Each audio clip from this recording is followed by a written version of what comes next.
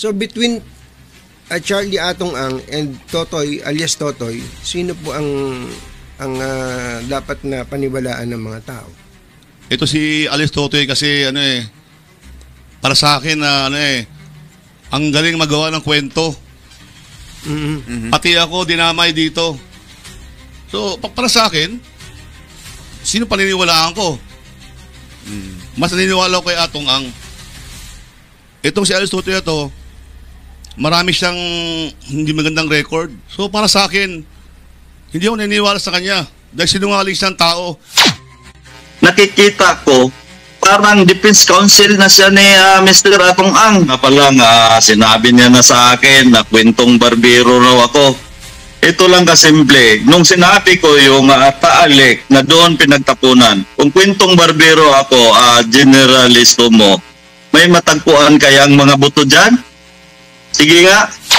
Yung nag-live po siya ng January 12. Buhay po ng mga mahal namin sa buhay nakasalalay dito eh. Para po kasi kami nangangapa. Actually, aminin ko, nabigyan niya ako ng kaya nagkaroon ako ng 2 beating station sa General Santos City. Yan po totoo. I will not deny. Ay si Stomo, alta yan. Sa membro ng sabong yan. Pag sinabing alpha, kasama siya sa 21 na yung binanggit nila na nag-finance, pero lupog ang pangalan ni Stomo. Katulad ng sinabi ko, yung isang seat ng alpha, 3 yan sila, naghati-hati dyan. Si Lito Gira at saka si Bernie Tacoy. Kaso lang, ito si Generalisto mo, lubog to. Pag-ibig sabihin ng lubog, wala siyang pangalan. Alam niya yan, term ng pulis yan na lubog. Kasama siya sa Alpha talaga. Sinasabi niya, member ako ng Alpha Group. Ayan. Ako yung nagpapasalamat kay narinig ko yung interview ni Mayor Bernie Tacoy at inamin niya na siya ang member ng Alpha Group at may kasama siyang isa na kasama niya. At sinabi niya sa kanyang interview na hindi kasama si Jel Stomo.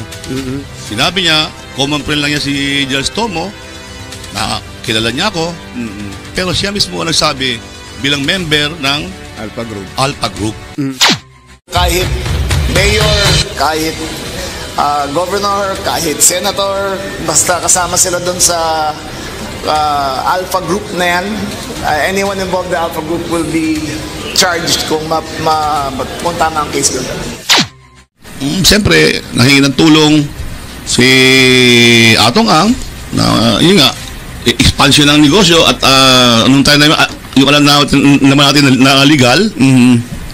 So, nag-isip ngayon ako na paano ko ba makilala to? So, nagkaroon ako ng opportunity sa isang kaibigan para makilala itong si Atong Ang na to. Ang purpose ko naman because I'm retiring na nga, malapit na ako mag-retiro at nakita ko napakagandang hanap buhay. Sino bang ayaw mabuhay? So, talagang naghanap ko ng pamamaraan, makakilala siya. Okay. First time ko lang siya nakilala. Una, bakit mayroon siyang betting station? Inamin niya rin, sa bibig niya rin yan nanggaling na mayroon siyang betting station. Ko na bigyan ng negosyo rin yung mga anak ko. Na actually, aminin ko, nabigyan niya ako ng kaya nagkaroon ako ng 2 betting station sa General Santos City. Pangalawa, sinabi niya na hindi sila magkakilala ni Mr. Atong Ang. Yung mga binanggit nga ni alias Totoy na yan, wala akong kilala eh. Sinabi niya, si Gretchen Barreto, yung huli, sino to, yung sa Bisaya, yung yung congressman. Bisaya. Wala akong kilala eh. Sa totoo lang eh. Kung hindi ka kilala, bakit ka bigyan ng betting station? Yun lang ang unang tanong ko sa kanya. Sinabi niya mismo na nagkaroon siya ng betting station. Kaya naman nangyari, kaya naman na sinagot ko lang ito dahil nakikita ko parang defense counsel na siya ni Mr. Atong Ang. Okay. Mas uminit, matapos nagpa-interview si retired General Istomo sa tambayan nila ni Anthony Taberna, no? Kahit sinabi niya na pinagbawalan siya umano ng kanyang abogado, PNP, at sa totoo lang, aaminin ko, wala sanang planong magpa-interview. Kaya lang naisip ko, kailangan kong gawin kasi unang-una matagal pa naman yung proseso. pero di nagpatinag si Dondon, no? At may hamon pa.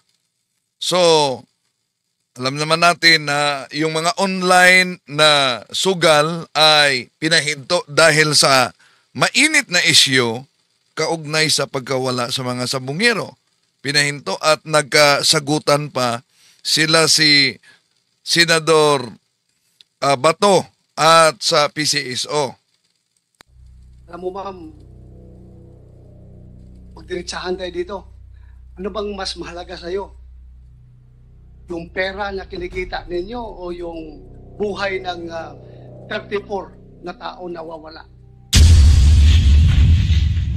You have explained that already. Alam mo, kasi nakikita ko dito, it goes without saying that kung may gusto, maraming paraan. Kung ayaw, maraming dahilan. If I am in your shoes, if I were in your shoes, sabihin mo na, sinabi ng Senator Grace po that you can have your own discretion. Although, kailangan pa ninyo ng clearance galing from the President. Pero, sa bigat ng sitwasyon na ito, 34 katao ang missing hanggang ngayon. Siguro ako, kung ako sa iyo, ma'am, pupuntan ako kay Pangulo Presidente. Kay President Duterte, sabi ko, sir, mabigat po ito na problema. Pwede pang ako na mismo makiusap sa iyo na isuspend natin ito. Okay. May mainit sila na sagutan diyan. Lalabas lang mga kapatid na balita, no? Sandali ha. Lalabas lang talaga na balita dahil legal na ang online. May 20 influencer pala ang tinanggal ni Mita ngayon dahil sa reklamo na isinumiti ng advocacy group Digital Pinoys with the support from the Cybercrime Investigation and Coordinating Center. 20 mga influencer na milyon-milyon ang kanilang followers ang tinanggal dahil sa pag-support sa online gambling. At inilabas ang mga kilala dito na tinanggal umano ni Meta ang Facebook page nila. Si Boy Tapang, kasali si Boy Tapang na may 5.5 million followers. Si Saxna Laparan na may 9.7 million followers. Ang dami ha. Si Kuya Lex TV na may 100,000 followers. At pang-apat na inilabas dito, Mark Anthony Fernandez na may 242,000 followers. Ito'y pinopost ngayon sa Philippine Defense Forces Forum. Just in, Meta removes 20 influencer pages over illegal online gambling ties. May katanungan tayo para sa ating busis ng masa. Pindutin nyo lang, yes or no. Ang katanungan natin diyan ay, pabor ba kayo ni sa pahayag ni General Istoso na mas kapanipaniwalaan si Atong Ang kay ni alias Tutoy? Sa ngayon, merong yes, 32%. Samantalang merong no naman, 70%. Okay. Yon ang busis ng masa natin. Reynaldo Sumuok, patunayan mo, General, para malinis ang pangalan. Huwag puro akusa. Si Jonas Guanzon, hindi po nahihinto ang online na sugal. Pero mga influencers ngayon, ni-remove pala. Subukan yung hanapin ang kanilang page kung nasa Facebook pa ba. Yung mga influencers na yan. Si Conrad, naku po, Pera at ano yan? Under the table. So, ulitin natin, iyon ang ating boses ng masa. Nangunguna ang no, 73%, 27% naman ang yes dito. Okay. So, nagpa-interview kasi si Retired General Istomo, no? Ito ang bahagi sa kanyang interview, kaya sinagot, niribat ni alias Totoy, no? Ito ang pagpa-interview niya. PNP, at sa totoo lang, aminin ko, wala salong planong magpa-interview. Kaya lang naisip ko, kailangan kong gawin kasi unang-una, matagal pa naman yung proseso. Sabi sa akin ng aking lawyer, huwag muna, pero nag-decide po ako na magpa-interview para maklarify yung mga sinasabi ng ating itong whistleblower na si Alex Totoy. Hinintay daw ni Retired General Istomo ang affidavit ni alias Totoy Dondon Patidungan bago siya maghain ng pagsampa ng kaso laban kay alias Totoy. Pero di natinag si Totoy dito. May hamon pa siya. Sabay daw umano sila magpa-lie detector. Opo, nung umpisa po, very specific yung kanyang sinabi sa isang parang press con pa yun kumbatsero, na kayo daw po ang sinasabi ni Atong Ang na nagsabi kay Atong Ang, naghihikayat sa kanya na ipatumba itong si alias Totoy. Kayo na po ang sumagot, kausapin niyo po ang ating mga kababayan tungkol, very specific po yung allegation sa allegation na yun. So itong pagpa-interview niya para masagot din niya ang akusasyon ni alias Totoy, ngunit di nagpatinag si Totoy. No? Dahil niribat ang pahayag niya punto por punto.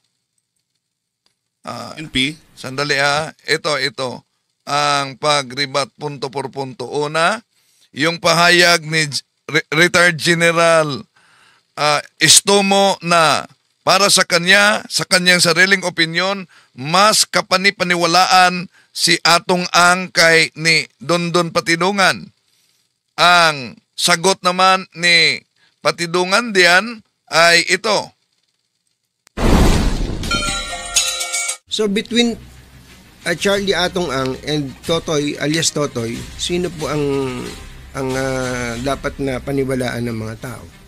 ito si Alex Totoy kasi para sa akin na ang galing magawa ng kwento. Pati ako dinamay dito. So para sa akin, sino paniniwalaan ko? Mas naniniwala ko kay Atong Ang. Itong si Alex Totoy ito, marami siyang hindi magandang record. So para sa akin, hindi ako naniniwala sa kanya dahil sinungaling siyang tao. Nakikita ko, parang defense counsel na siya ni Mr. Atong Ang. Na pala sinabi niya na sa akin na kwentong barbero raw ako. Ito lang kasimple. Nung sinabi ko yung taalik na doon pinagtapunan, kung kwentong barbero ako, generalisto mo. At hindi lang sa taalik, meron pang iba na may hinukay din, no? at may nahukay din na babae. Kung maalala ninyo, nauna nang may na-interview na may buntis na kasabay ding nawala. Kaya sinusuri pa kung itong mga buto na ito na pinaniniwala ang babae dahil sa underwear umano ay tinitingnan pa na mag-match sa DNA talaga. May matagpuan kayang mga buto dyan? Sige nga. Yung nag-live po siya ng January 12. Buhay po ng mga mahal Oh, ito, driver lang ito. Ang kaniyang asawa, driver lang umano, hindi ito sasabong. Pero, nag-drive lang ito, maghatid sa mga sabungero, natangay din. Nag-live pa. May live pa umano na isinagawa at nagtawag pa na pag-uwi nila, lalabas sila dahil kakain sila. Yung live umano, sa cellphone, biglang binura ng may hawak ng cellphone, pati na ang kanilang communication. Kami sa buhay nakasalalay dito Para po kasi kami nangangapa. Actually, aminin ko, nabigyan niya ako ng kaya nagkaroon ako ng 2 beating station sa General Santos City. Yan po totoo. I will not deny. Ay si Istomo Altayan. Sa membro ng sabong yan. Pag sinabing Alpa, kasama siya sa 21 na yung binanggit nila na nag-finance, pero lupog ang pangalan ni Istomo. Katulad ng sinabi ko, yung isang seat ng Alpha, 3 yan sila, naghati-hati dyan. Si Lito Gira at saka si Bernie Tacoy. Kaso lang, ito si General Istomo, lubog to. Pag-ibig sabihin ng lubog, wala siyang pangalan. Alam niya yan, term ng pulis yan na lubog. Kasama siya sa Alpha talaga. Sinasabi niya, member ako ng Alpha Group. Ayan. Ako yung nagpapasalamat kay narinig ko yung interview ni Mayor Bernie Tacoy at inamin niya na siya ang member ng Alpha Group at may kasama siyang isa na kasama niya. At sinabi niya sa kanyang interview na hindi kasama si General Istomo. Sinabi niya, common friend lang niya si General Istomo, na kilala niya ako, pero siya mismo ang nagsabi bilang member ng Alpha Group. Kahit mayor, kahit governor, kahit senator, basta kasama sila doon sa Alpha Group na yan, anyone involved in the Alpha Group will be charged kung tama ang case doon. Siyempre, nahingi ng tulong si Atong Ang na yun nga, expansion ng negosyo at anong tayo na yung alam naman natin na legal. So, nag-isip ngayon ako na paano ko ba makilala to? So, nagkaroon ako ng opportunity sa isang kaibigan para makilala itong si Atong Ang na to. Ang purpose ko naman, because I'm retiring na nga, malapit na ako mag-retiro at nakita ko napakagandang hanap buhay. Sino bang ayaw mabuhay? So, talagang naghanap ko ng pamamaraan, makakilala siya. Okay. First time ko lang siya nakilala. Una, bakit mayroon siyang betting station? Inamin niya rin, sa bibig niya rin yan nanggaling na mayroon siyang betting station. Ko na bigyan ng negosyo rin yung mga anak ko. Na actually, aminin ko, nabigyan niya ako ng kaya nagkaroon ako ng 2 betting station sa General Santos City. Pangalawa, sinabi niya na hindi sila magkakilala ni Mr. Atong Ang. Yung mga binanggit nga ni Alex Sotoy na yan, wala akong kilala eh. Sinabi niya, si Gretchen Barreto, yung huli, sino to, yung sa Bisaya, yung congressman. Bisaya. Wala akong kilala eh. Sa totoo lang eh. Kung hindi ka kilala, bakit ka bigyan ng betting station? Yun lang ang unang tanong ko sa kanya. Sinabi niya mismo na nagkaroon siya ng betting station. Kaya naman na sinagot ko lang ito dahil nakikita ko parang defense counsel na siya ni Mr. Atong Ang. Yun, sinabi niya na hindi niya kilala si Mr. Atong Ang. Isang beses ko lang na-meet si Charlie Atong Ang. Wala akong connection sa kanya. Hindi ako tumatawag sa kanya. Paano mangyari yon? Para sa akin, Walang koneksyon siya, hindi siya tumatawag. Paano nagkaroon siya ng biting station? Dalawa. Kung wala silang koneksyon. Ayan. Sana merong susunod na interview na sasagutin at i-rebut din ni retired General Estomo si alias Totoy. isip yon.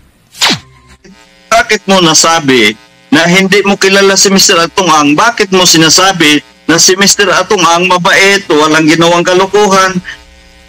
Saan kayo maniniwala? Dito parang naging abogado din si alias Totoy dito sa pagribat. Niribat talaga niya ang pahayag ni retired General Estomo. Dahil sinabi, di sila magkakilala ni Atong Ang, wala silang relasyon. Kaya nga sabi ni alias Totoy, paano mo sinabi mabait si Ang na di pala kayo magkakilala? Ako na halos araw-araw kasama ni Mr. Atong Ang within 16 years, o siya na tinatawagan lang o inuutosan na ganito ang gagawin. Nagpakita siya ng certification na yung certification na yan galing sa Pitmaster Foundation. Meron akong dala, bibigyan ko kayong copy. Mismo dahil medyo nasaktan po ako na member na po ako ng Alpha Group. Ito, meron akong dokumento ipapakita na magpapatibay na ako hindi talaga member ng Alpha Group. Ano po ba yung... Pwede ko bang basahin dito? Sige po. Okay. Sinasabi rito, this is to certify that based on records of Pitmaster Foundation Incorporated, retired Police Lieutenant General Junel Cabrera Estomo is not in any way a trustee or an officer of the corporation nor connected to its business activities or operation. This certification is issued for whatever legal purpose it may serve. Signed, Attorney Caroline Cruz, Corporate Secretary, Executive Director. Ito po ay itong kopya na to ay ito pong certification na to ay in-issue nila, hiningi po ninyo. Opo. Kasi po kailangan kong gawin po 'yon kasi masama na po yung sinasabi ng whistleblower na member daw po ako ng Alpha Group. Na yung certification na yan galing sa Pitmaster Foundation. Samantala ang may-ari ng Pitmaster ay si Lakiit na pagmamay-ari ni Atong Ang na pinangalan doon sa anak ni Engineer Celso Salazar.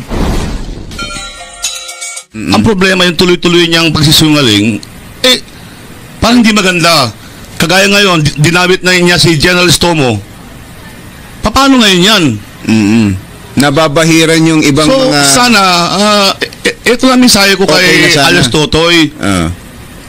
Yung totoo lang. Ayun. Yung totoo lang sana. Sinabi niya na sa akin na kwentong barbero raw ako. Ito lang kasimple. Nung sinabi ko yung taalik na doon pinagtapunan, kung kwentong barbero ako, generalisto mo, may matagpuan kayang mga buto dyan? Sige nga. Ngayon, pangalawa, kaya kong patunayan, nakasali ka talaga sa Alpha. Kaso lang, sa isang tatlo kayo, naghati-hati dyan. Wala akong manok. Doon pa actually ako na nainggit nga ako sa iba.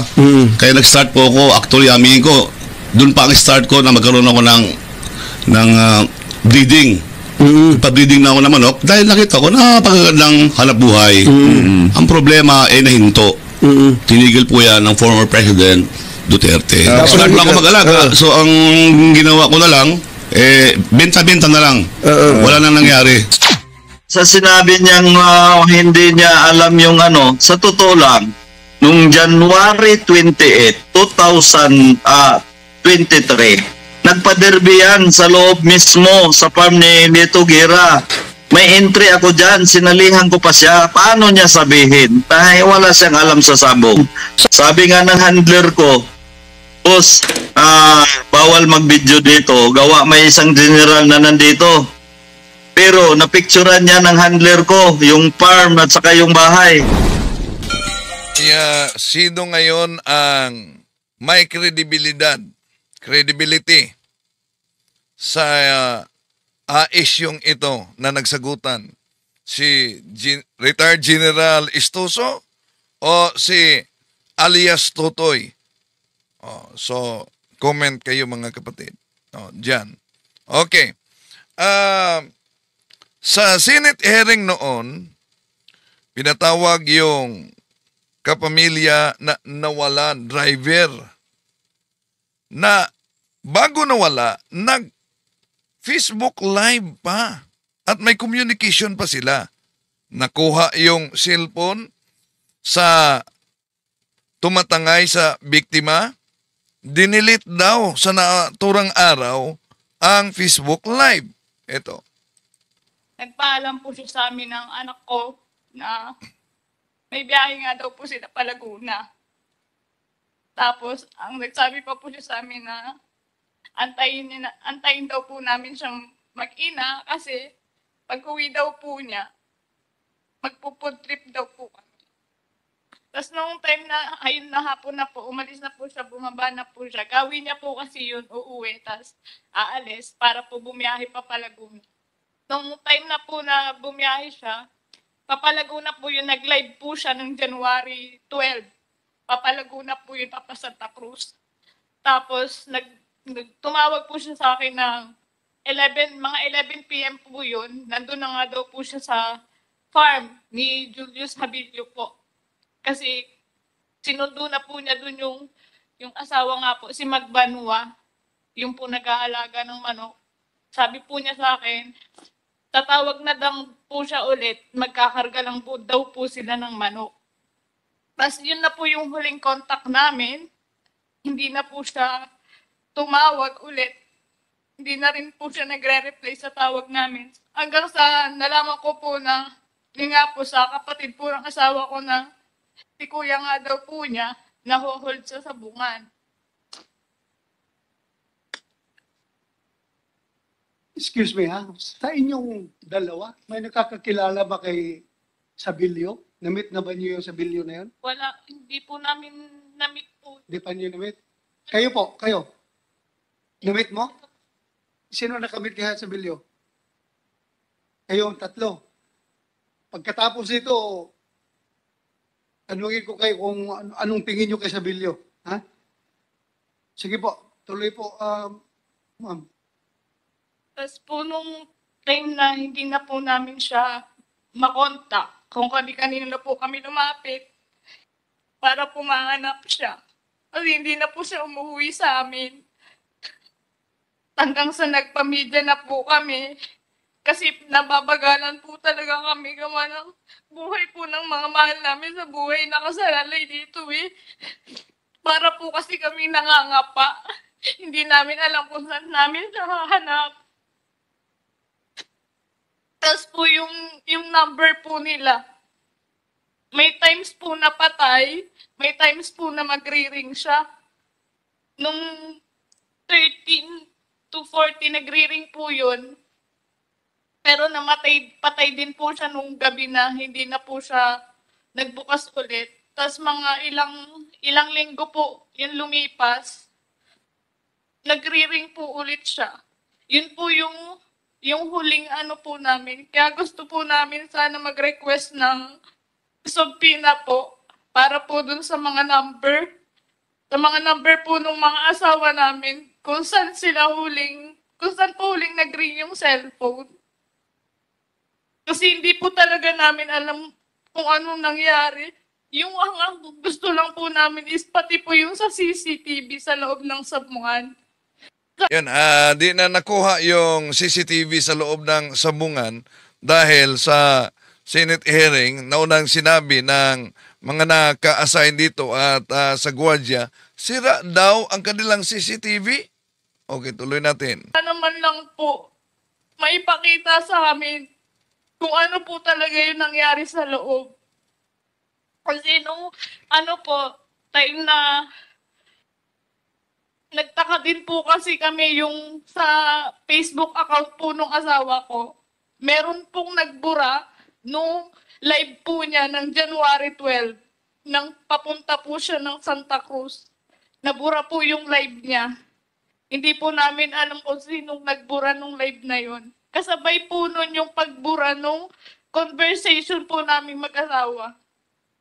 Kasi po nag-send po siya ng ng picture niya na nandun na po siya sa Sabungan po, sa Laguna.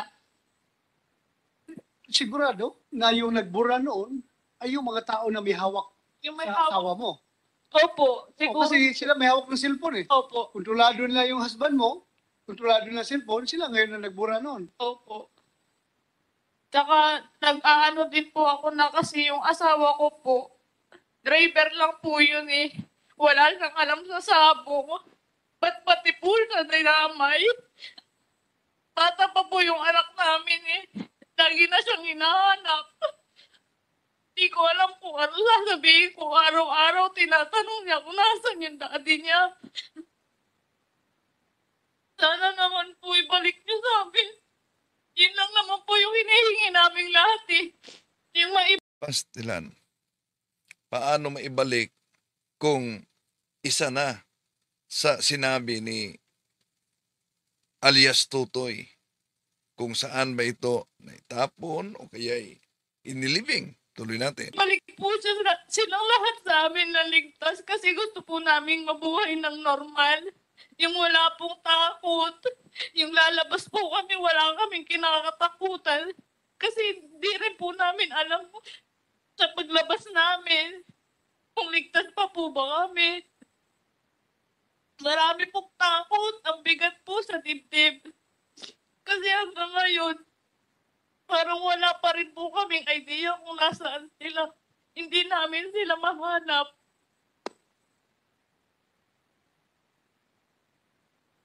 Sige, maraming salamat ha. Thank you very much. Ramdam namin yung paghihirap mo, but we just hope for the best. Sana buhay pa sila. At kung sila'y patay na, sana makita yung kanilang katawan. Next is the wife of Manny Magbanwa.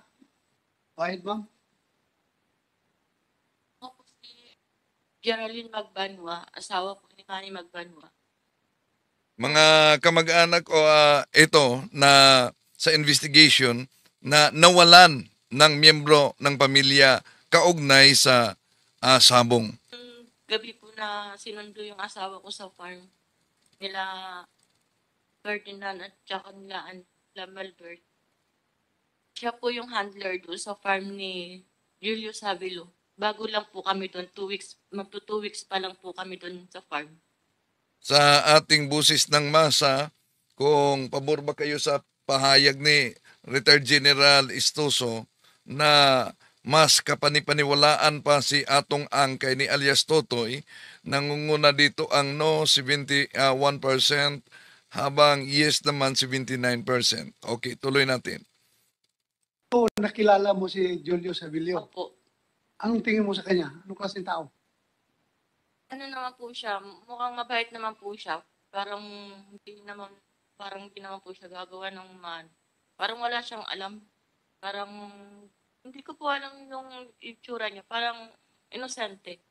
Yung honest opinion mo, Opo. tingin mo ba Tingin, siya nasa likuran ng pagkawala ng asawa mo at ng kasama nila? tingin ko po. Ha? Tingin ko po, parang siya po. Parang siya? Bakit? Kasi siya po yung financer at saka siya po yung amo na nag-aano sa mga tao.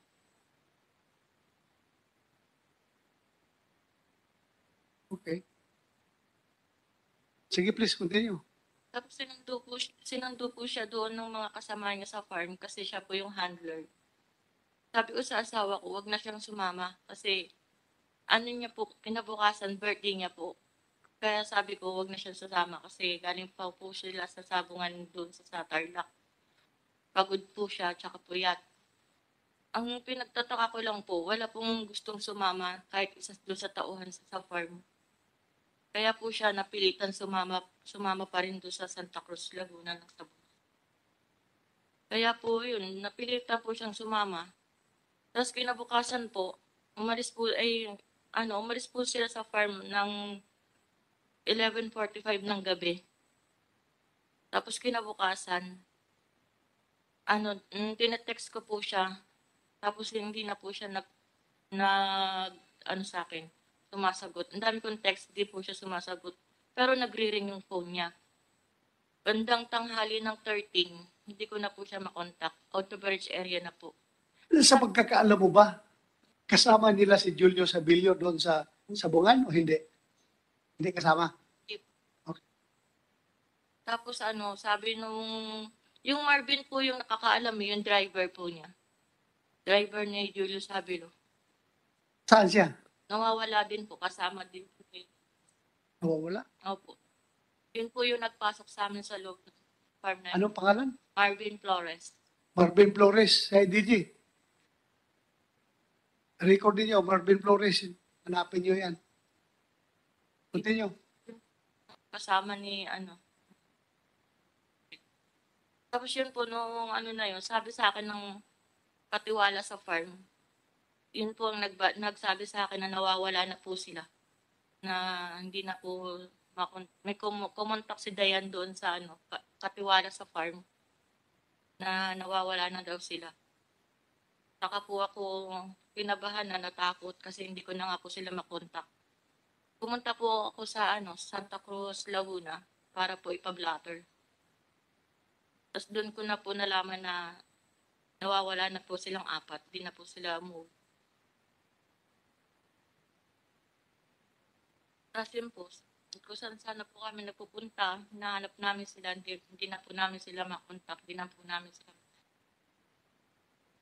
Sige, thank you. Wala ka na sabihin pa.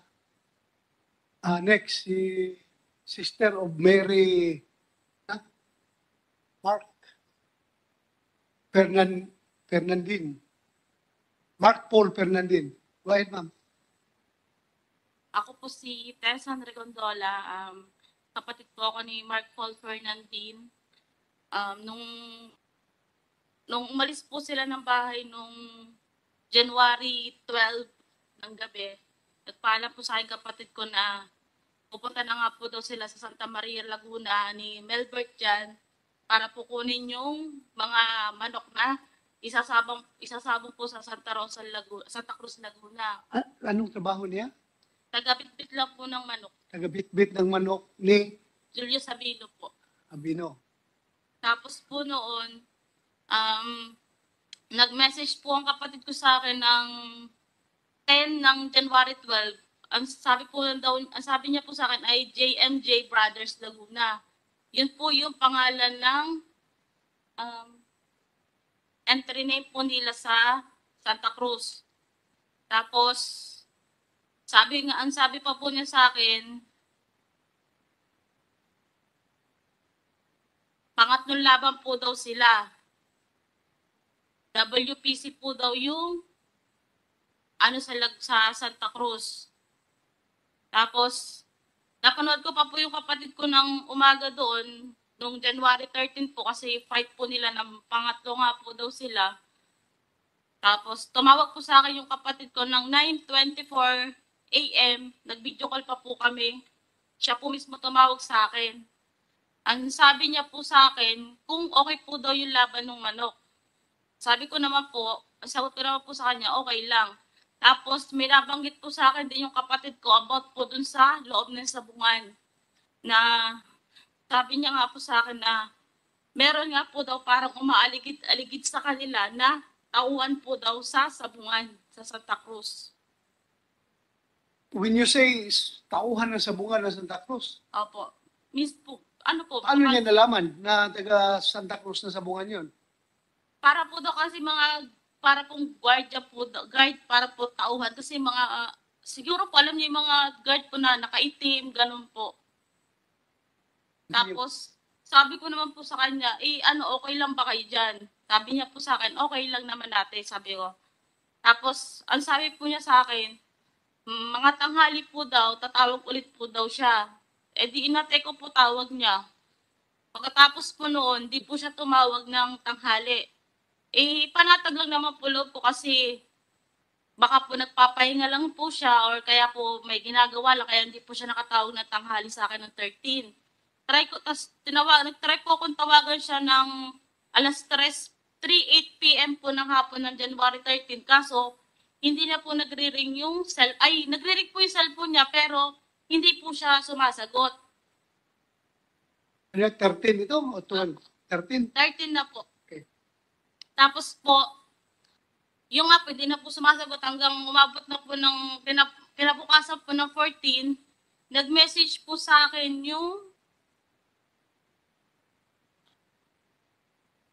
yung hanabonan po na kinakasama ni Marvin Flores. Yung driver Yung driver? po. Sa Bicol. Okay, anong message niya? Ang sabi niya po sa akin, ate, may importante akong sasabihin. Sabi ko, ano yun? Bakit? Sabi niya, nakokontak mo pa ba si na Mac? Yun po yung kapatid ko sa Sabungan. Sabi ko, hindi, bakit? Sabi ko sa kanya ganon. Tapos sabi niya, basta ate, tatawag ako mamaya, importante lang. Tapos, nag-send po sa akin siya sa messenger ng emoji po ng malungkot. Tapos sabi ko, bakit may nangyari ba? Sabi ko po sa kanya ganon. Tapos sabi, basta malalaman pa, kawawa naman sila. Yun po ang sabi nung Hana. Sabi ko, bakit nga? Parang doon na po ako nabahan. Tapos ang sabi niya po sa akin, di pa namin alam kung saan sila dinala. Tapos sabi ko, ano, bakit? Saan sila dinala? Tapos sabi niya po sa amin. Tapos nag-reply po siya sa akin na, kahapon ko pa sila tinatawagan, pati si Taba, hindi po sila makontak. Nagre-ring po yung cellphone nila, pero hindi po sila sumasagot. You mean si Taba, si Flores? Hindi po, yung pong driver, si Melbert dyan po. Anong sabi niya sa kinakasama niya na si Flores? Missing din daw? Hindi. Hindi po sila missing. Nagtatago po silang 4. Ano? Nagtatago po silang 4. Paano mo nalaman na nagtatago? Kasi po, noong 13 po ng 5 p.m., sinundo po nung ang kabit po ni Julius, yung kaibigan kong bakla sa bahay po niya, kasama po si Hana na pumunta po noon sa bahay po ng Jean. Yun po yung kabit ni Julius. Doon po daw sila, para nagsama-sama sila doon. Pagdating po daw nila doon, nandun po daw si Julius Havilo sa bahay na, tsaka si Marvin Flores. Sabi ko nga po, bakit ka nandyan? Sabi ko nga po ganun, kasi magka-video call na po kami. Sabi ko, bakit ka nandyan? Sabi niya po sa akin, hindi ko nga alam bakit ako nila pinuntahan sa bahay. Sinundo nila ako para pumunta dito. Sabi ko, sino nandyan? Sabi ko po ganun. Sabi niya, nandito si Boss Julius. Ay, nakita ko nga po sa likuran niya, nandun nga po si Boss Julius. Kita-kita ko po na nakapulang gamit pa po si Julius. Tapos umamin naman po sa akin si Hana na magkakasama nga po sila nung 13 ng hapon at ng gabi. Ibig sabihin po, hindi po siya nagpunta ng Santa Cruz. So para sumunod po doon sa mga tauhan niya, nagsasabong ng kanyang manok. Tapos po tapos doon po, kinabahan na po ako doon. Tapos sabi po, kahapon pa po sila, sabi po nung Hana, kahapon pa sila ng tanghali tinatawagan namin, kaso hindi na sila sumasagot. Tapos may sinabi, pwede po ba Hindi mo kinulit yung kausap mo. Bakit sila nandyan? Kasama man sila. Tapos bakit yung aking kapatid nawawala? Hindi, wala pa po sa namin na nawawala na sila. Yun lang po. Tapos ang sabi po sa akin, yun nga po na sana po may iba nga tinatawagan nga po sila, hindi na po daw sila sumasagot. Kaya sabi ko, nga, kausapin ko lang si Mac kahapon. Sabi ko, kausap ko lang kapatid ko kahapon ng umaga. Sabi ko, ganun po. Sabi niya, kaya nga, di ba inarkila lang yung van? Sabi ko, Oo. Tapos ang sabi niya po, sabi ko, bakit? Sino may sabi? Ano, sabi ko, yun nga po sabi niya na, hindi daw din nila alam kung saan daw dinala. Yung apat po, si Mark Paul Fernandez po yung kapatid ko, si Magbanwa, tsaka po si Melbert, at tsaka po si Dizon. Sino nagsabi na hindi nila alam kung saan dinala? Sino? Ito pong hana na ano po ni Marvin Flores, kinakasama. Kinakasama. Ngayon, buhay pa kaya itong mga nawawalang ito? Sa ating busis ng masa, pabor ba kayo sa pahayag ni Retired General Istuso na mas kapanipaniwalaan pa si atong ang kay ni alias Totoy? 30% yes. 70% no. No? Dito. So, yon po ang resulta sa ating busis ng masa, mga kapatid. Patuloy natin na ipanalangin lalo na ang kaluluwa sa mga biktima, no, nitong online gambling, nitong sabong.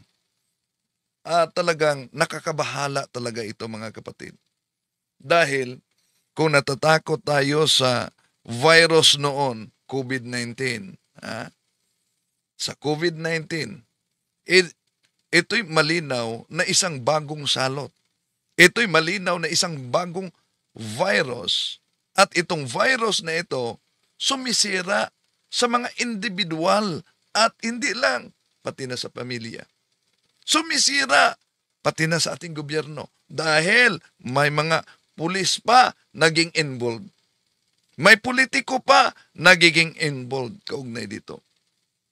Kung pansinin ninyo, itong virus na ito ay tahimik na kumakalat at nagdudulot ito ng kawalang pagkaalipin. Ang pagkasalot ng virus na ito, mga kapatid, itong tinatawag na online gambling, sugal sa internet, meron pang pugo, pinahinto na pero grabe ang damage, at may mga politikong involved, ito pang isabong, at may mga influencers sa Facebook, YouTube ang sumusuporta kaugnay dito. Pero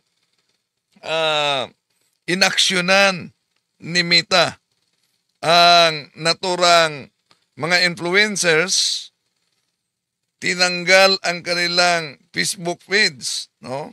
Nakita nyo ba ang kanilang Facebook feeds batay sa ulat na inilabas bago lang, no?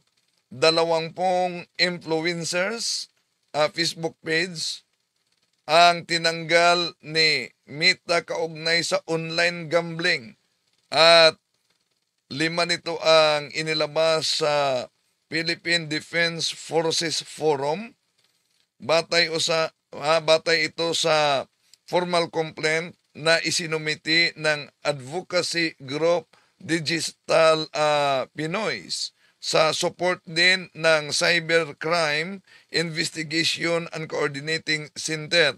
So, ang inilabas, 5 pala ang 4 ang inilabas. Si Buy Tapang na may 5.5 million followers, si Saks na Laparan na 9.7 million followers, si Kuya Lex TV na may 100k followers, si Mark Anthony Fernandez na may 242k followers. At meron pang mga iba, meron yung foreigners pa, no? Pero nag-support din ng online, naghikayat ng online. Hanapin natin mamaya ang kanilang Facebook page. So, bagong salot ito. Pugo, isabong, online, ang daming epekto nito, mga kapatid. Talagang ramdam naramdaman talaga ng ating bansa. Itong addiction ng sugal. No? At di lang yan, habang patuloy ang investigasyon, patuloy din ang paghanap ng hustisya at pagsisid kung saan inilibing at itinapon ang mga biktima. Sana mananagot ang nasa likod nito at ang mga gumagawa. Maraming salamat po sa inyong pagsubaybay. Hanggang sa muli, itong inyong lingkod, Brad Wendell Talimo. Bye-bye.